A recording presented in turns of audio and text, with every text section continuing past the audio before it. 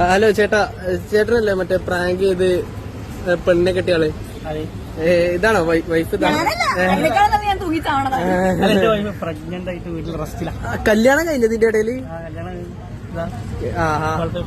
അതെ, കല്യാണം കഴിഞ്ഞ് പ്രഗ്നന്റാ. എന്തുണ്ട് വിശേഷങ്ങളൊക്കെ? വിശേഷം ഓൾക്കാണ് 3 മാസം ബീച്ചില്. ഞാൻ സൗദിയിൽ ഗൾഫിന്നാണ്. അപ്പൊ വെറുതെ സത്യപരമായിട്ട് വായി നോക്കാൻ പോയതല്ലേ ചെന്നൈന്റെ കൂടെ. അപ്പൊ ടിക്ടോക്ക് മലയാളി വന്നുകൊണ്ട് ഇങ്ങനെ വീഡിയോ എടുക്കപ്പോ നമുക്ക് ചെക്കന്മാരല്ലേ, നമ്മളെന്ത് ചലഞ്ചോ റെഡി വിളിച്ചോന്ന് പറഞ്ഞു. ഞാൻ വിളിച്ച് ഇഷ്ടാന്ന് പറഞ്ഞു.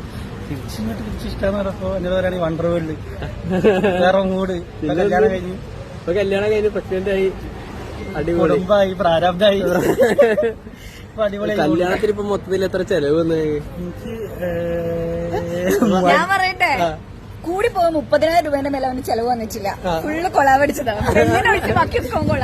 മകറ് ഞാൻ പൈസ കൊടുത്ത് വാങ്ങിയാണ്. ബാക്കി 3,500 രൂപ 4,000 രൂപ ചെലവായി.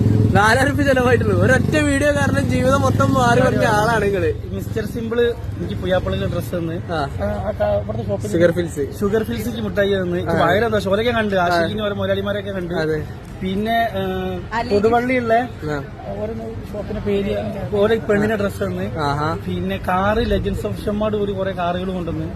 ലക്ഷറി കല്യാണം വിത്ത് 3,500 ചെലവ്.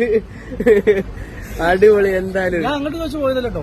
ഇവരിങ്ങോട്ട് സന്തോഷിച്ച് ഞങ്ങള് വരാറപ്പോ പിന്നെ ഒരാള് എല്ലാവർക്കും ഭയങ്കരമായിട്ട് ഇഷ്ടപ്പെട്ടിട്ട് പറഞ്ഞ മാതിരി ഭാഗ്യം എപ്പോഴാ വരാറ്, മഹാലക്ഷ്മി എപ്പോഴാ വരാറ്? വായി നോക്കിയാ നിൽക്കുന്ന സമയത്താണ് ഭാഗ്യം വന്നത്.